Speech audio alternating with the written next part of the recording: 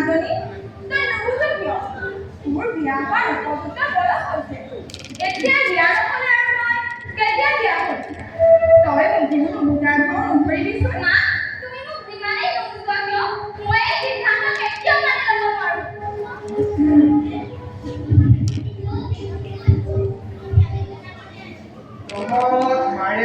কি আলোচনা কৰি আছো নাই আমি এনে কথা এটা আলোচনা কৰি আছো আপুনি আহিলে যাওক ভৰি হাতে এটা ধুই লওক মই আপোনালৈ খোৱাৰ ব্যৱস্থা কৰোঁ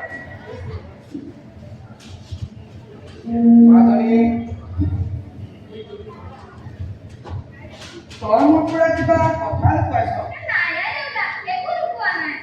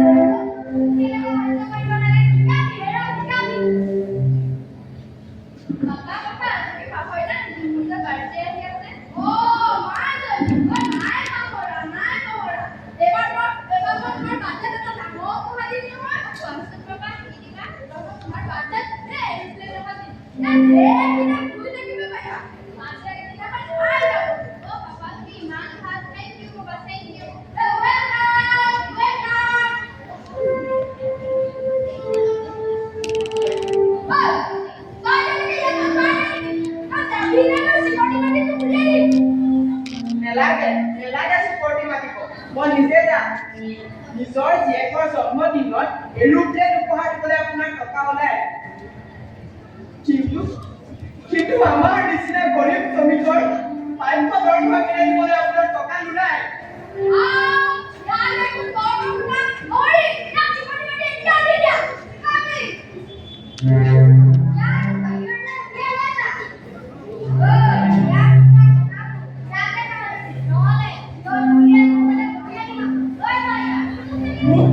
মোক ভয় খাবলৈ আহিছে। মই আপোনালোকৰ লগতে ভয় নকৰোঁ।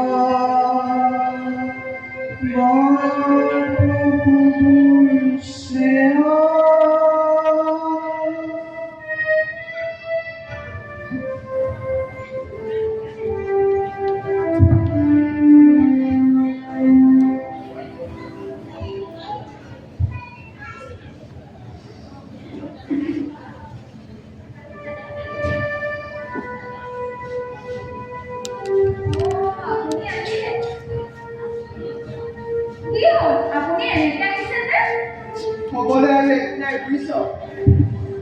সকলোটো হেৰি কৰি গ'ল। খেতি মাটি কৰাটো হেৰুৱালোৱেই। আজি যি কামটো আছিল সেইটো হেৰুৱাই থৈ আহিছোঁ। কি কৈছে? কামটো হেৰুৱালো মানে? মই এতিয়া জানো মোৰ পৰিয়ালটো মই কেনেকৈ পোহপাল দি আছোঁ। যোৱা 5টা মাহে ধৰি সিহঁতে দৰমহা দিয়া নাই। তাকে ক'বলৈ যাওঁতে মালিকে মোক চিকৰি লগাই উলিয়াই দিছে আৰু কোনোদিন কামলৈ যাবলৈ মানা কৰিছে। কি কৰোঁ বাৰু এতিয়া মইহে জানো মোৰ পৰিয়ালটো কেনেকৈ পোহপাল দি আছোঁ। খেতি মাটি লোৱাটো হেৰুৱালোৱেই। আজি কামটো হেৰুৱাই থৈ আহিছোঁ। হ'ব আপুনি ধৈৰ্য ধৰকচোন, সকলো ঠিক হৈ যাব। আজি অফিচত কি হৈছিল বোলে উলিয়াই দিলে? তহঁতে ঠিকেই শুনিছ। তহঁতেতো কোনেও মাত মাতিবলৈ নেযাৱেই। যোৱা 5টা মাহে ধৰি দৰমহা পোৱা নাই। তাকে ক'বলৈ যাওঁতে মালিকে মোক চিকৰি লগাই উলিয়াই দিছে।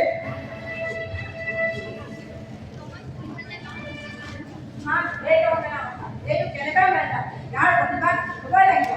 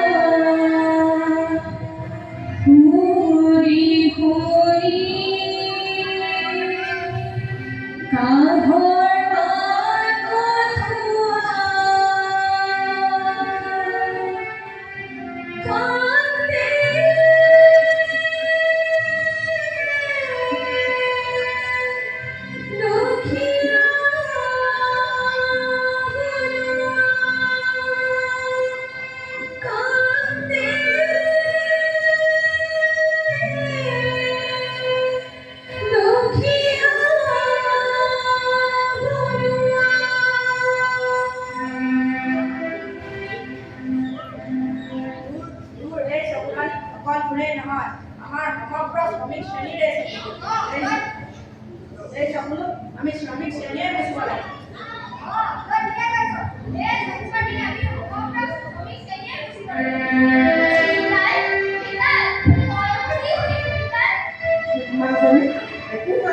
সকলো ঠিকে আছে।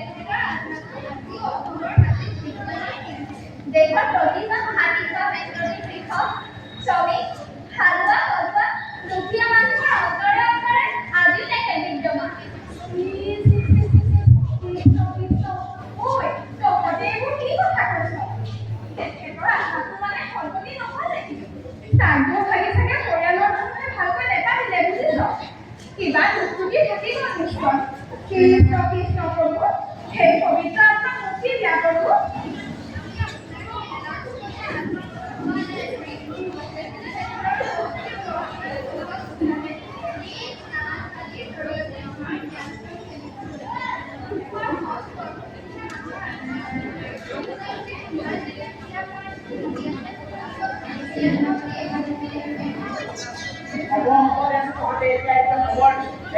কি অৱদান আগবাঢ়িছে তাৰ বিষয়ে জানামান কচোন শুনা পিতাই তেতিয়ালৈকে স্বাধীনতা সংগ্ৰামৰ পৰ্ব দেশখন এতিয়ালৈকে ভাগ ভাগ হোৱা নাছিল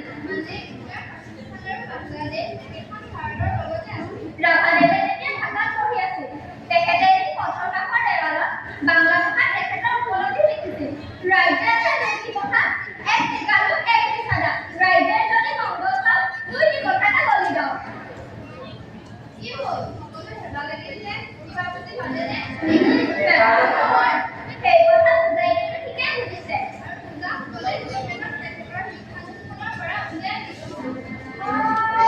ইমান ডাঙৰ কথা লিখিলে নে সেইদিনা আমি দেখোন একোৱেই বুজি নাপালোঁ সেই সময়ত বগা কথা মানে বগা ভাষাত ইংৰাজসকলে আমাৰ দেশখন শাসন কৰি আছিল ইংৰাজসকল ভাৰতলৈ অহাৰ আগতে আমাৰ দেশখন কোনে শাসন কৰিছিল কলা ভাষা মানে আমাৰ দেশৰ কলা ভাষাসকলে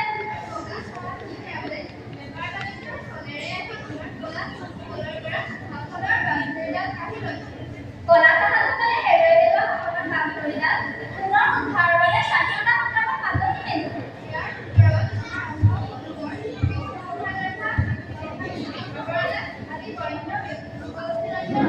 ৰাভাদেৱৰ কলমেৰে লিপিবদ্ধ হৈছিল বহুতো বিপ্লৱী গীত নাটক প্ৰবন্ধ কবিতা আদি তাৰে মাজৰ এটি গীত হৈছে বল বল বল বল কৃষক শক্তি দল